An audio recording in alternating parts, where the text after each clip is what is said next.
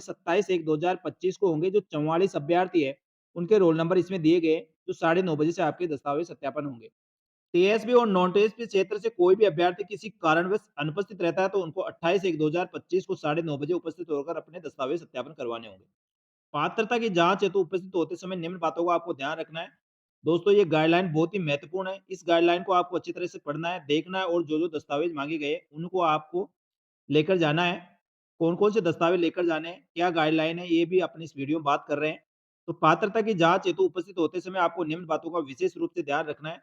समस्त अभ्यर्थी छात्रावास अधीक्षक ग्रेड सेकंड सीधी भर्ती परीक्षा 2024 के लिए राजस्थान कर्मचारी चयन बोर्ड द्वारा 13/2/2025 को जारी विज्ञापन और 2/2024 को ध्यानपूर्वक आपको अध्ययन कर लेना है, क्योंकि सारे नियम नियमावली जो नोटिफिकेशन जारी किया गया था, उसके अंदर दिए गए हैं, उसको एक बार आपको जरूर पढ़ना चाहिए। कौन से दस्तावेज जरूरी है, कब उसकी वैलिडिटी है, सारी चीजें उसमें दी गई है। तो एक बार आप जो नोटिफिकेशन निकला था इसका भर्ती का, उसको जरूर देखें।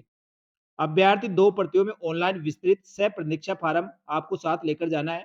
जो अभी स्क्रूटनी फॉर्म भरवाया जाएगा, उस स्क्रूटनी फॉर्म को आपको साथ लेकर जाना है और 2 प्रिंट आउट आपको निकालने हैं, यानी 2 प्रति में आपको उसका प्रिंट आउट लेकर जाना है। समस्त दस्तावेजों की सब प्रमाणित प्रतियां और फीस की रसीद आपको साथ लेकर जानी है। शैक्षणिक योग्यता के अंदर आपको शैक्षणिक योग्यता के दस्तावेज, आयु, जाति, मूल निवास, चरित्र, विशेष योग्यजन, विवाह, खेल, राष्ट्रीयता, सेवानिवृत्त होने व सक्षम अधिकारी द्वारा जारी जारी अनापत्ति प्रमाण पत्र, समस्त आवश्यक दस्तावेज व सब प्रमाणित एवं प्रमाण पत्र, स्वयं का पहचान आईडी और 2 नवीनतम पासपोर्ट साइज की फोटो आपको साथ लेकर जानी है। अभ्यर्थी अपना ई आधार कार्ड डाउनलोड करे, जिसपे क्यूआर कोड अंकित होना चाहिए। यानी कई सिंपल आधार कार्ड है, वो नहीं चलेगा, उस पे क्यूआर कोड अंकित होना चाहिए। ऐसा आधार कार्ड आपको लेकर जाना है। साथ ही विस्तृत आवेदन पत्र के साथ सब प्रमाणित प्रतियां, यानी समस्त दस्तावेजों की सब प्रमाणित प्रतियां लगानी है। अब साथियों, दस्तावेज सत्यापन के समय आपको किन-किन बातों का ध्यान रखना है और कौन-कौन से दस्तावेज लेकर जाने हैं, तो वो इस प्रकार है। छात्रावास अधीक्षक ग्रेड सेकंड संयुक्त सीधी भर्ती परीक्षा 2024 में अभ्यर्थियों को विस्तृत आवेदन सह प्रतीक्षा फॉर्म के साथ निम्न दस्तावेज आपको साथ लगाने हैं। ऑनलाइन विस्तृत आवेदन सह प्रतीक्षा प्रपत्र में आवश्यक कॉलम की पूर्ति की जाकर 2 प्रतियों में आपको प्रस्तुत करना होगा। विस्तृत आवेदन और सह प्रतीक्षा फॉर्म 2 प्रतियों के साथ स्वयं हस्ताक्षर अपलोड किए गए दस्तावेजों के साथ आपको उपस्थित होना है। यानी दोस्तों, दस्तावेज सत्यापन करवाते समय आपको दस्तावेजों की 2 प्रतियां बनाकर लेके जानी है और 1 प्रति आपको ओरिजिनल होनी चाहिए। यानी सबसे पहले ओरिजिनल दस्तावेज होने चाहिए, उसके बाद 2 सेट के अंदर आपको समस्त दस्तावेजों की प्रतिलिपि स्वप्रमाणित आपको लगानी है। शैक्षणिक योग्यता के अंदर 10वीं की अंकतालिका और उसका प्रमाण पत्र आपके पास होना चाहिए। 12वीं की अंकतालिका और उसका प्रमाण पत्र होना चाहिए। साथ ही ग्रेजुएशन जिस विषय में आपने कर रखे हैं, उसके समस्त अंकतालिकाएं आपको समस्त सेमेस्टर की अंकतालिकाएं होनी चाहिए और उसकी डिग्री या प्रोविजनल सर्टिफिकेट आपके पास होना जरूरी है। साथ ही आरएससीआईटी का सर्टिफिकेट आपके पास होना जरूरी है। ये तो शैक्षणिक योग्यता के अंदर आपके अंक तालिकाएं और उसके डिग्री प्रमाण पत्र हो जाएंगे। इसके बाद जन्म तिथि के संबंध में आपको सीनियर सेकेंडरी की अंक तालिका में यदि आपकी जन्म तारीख अंकित है, तो आपको जन्म प्रमाण पत्र की आवश्यकता नहीं है, क्योंकि अधिकतर अभ्यर्थियों के सभी के 10वीं की मार्कशीट में जन्म तारीख अंकित होती है और उसी के आधार पर जन्म का निर्धारण किया जाता है। यदि किसी अभ्यर्थी की जो कोई पुरानी हो और उसकी जन्म तारीख अंकित नहीं है, तो उसको जन्म प्रमाण पत्र साथ लेकर जाना होगा। इसके बाद बात करते हैं मूल निवास प्रमाण पत्र की प्रति।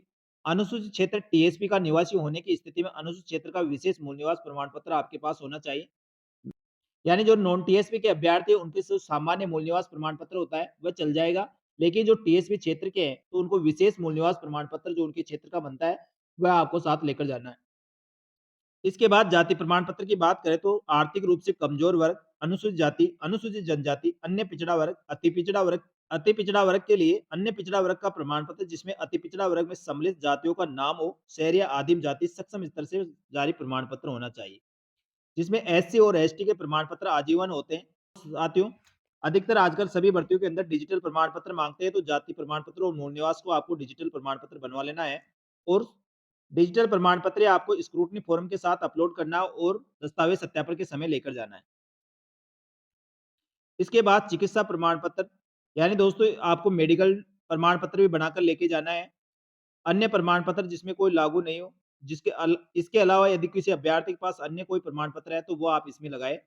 विधवा महिला के मामले में महिला के पति का मृत्यु प्रमाण पत्र आपको लगाना होगा, जिसमें पत्नी का नाम स्पष्ट रूप से अंकित होना चाहिए।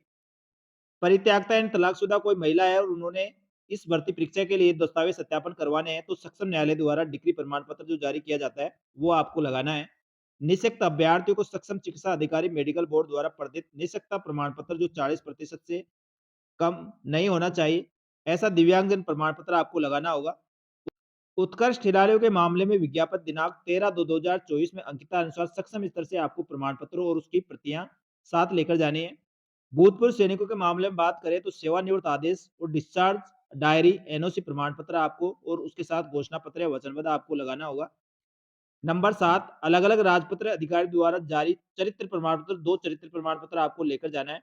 जो मूल सेट लगेंगे यानी उसकी मूल प्रति लगेगी, इसकी फोटोकॉपी नहीं चलेगी।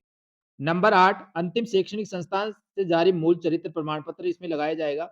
जहाँ से आपने अंतिम शैक्षणिक योग्यता प्राप्त की है, तो वहाँ का जो चरित्र प्रमाण पत्र होगा उसका मूल चरित्र प्रमाण पत्र इसमें लगाया जाएगा।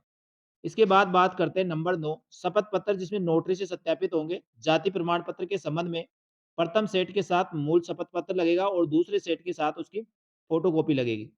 जाति प्रमाण पत्र जो ईडब्ल्यूएस, ओबीसी और एमबीसी के अभ्यर्थी है जो क्रिमिनल और नॉन क्रिमिनल से संबंधित रहता है, यदि उनका वैलिडिटी खत्म हो गई तो क्योंकि वो 3 साल तक वैलिड माना जाता है, यदि जाति प्रमाण पत्र के साथ शपथ पत्र लगा दिया जाता है, तो उसके संबंध में जाति प्रमाण पत्र का फॉर्मेट दिया गया है, वो आपको लगाना होगा। इसके बाद हस्तलिपि नमूना जो राजस्थान कर्मचारी चयन बोर्ड की वेबसाइट पर उपलब्ध जो स्वप्रमाणित सेट है, उसको आपको प्रिंट आउट लेना है और उसमें आवश्यक डिटेल भर के आपको हस्तलिपि से पूरा भरना है और अपने सिग्नेचर करके उसको साथ लगाना है और इसकी मूल प्रति साथ में लगेगी, इस चीज़ का आपको ध्यान रखना है। और दोस्तों इसमें हिंदी और इंग्लिश के अंदर फॉर्मेट भरा जाता है, तो आप इस बात का ध्यान रखना। आपने जो ऑनलाइन फॉर्म के अंदर जो सिग्नेचर किया है, हिंदी या इंग्लिश दोनों जगह आपको सेम सिग्नेचर करने हैं, जैसा आपने फॉर्म में किया है। क्योंकि कई भर्ती परीक्षाओं में अभ्यर्थी इस चीज़ की गलती कर देते हैं, इंग्लिश की जगह इंग्लिश में साइन करते हैं और हिंदी की जगह हिंदी। ऐसा नहीं करना, आपको जो फॉर्म भरते समय आपने सिग्नेचर किए, वही सिग्नेचर इसके अंदर करने होंगे।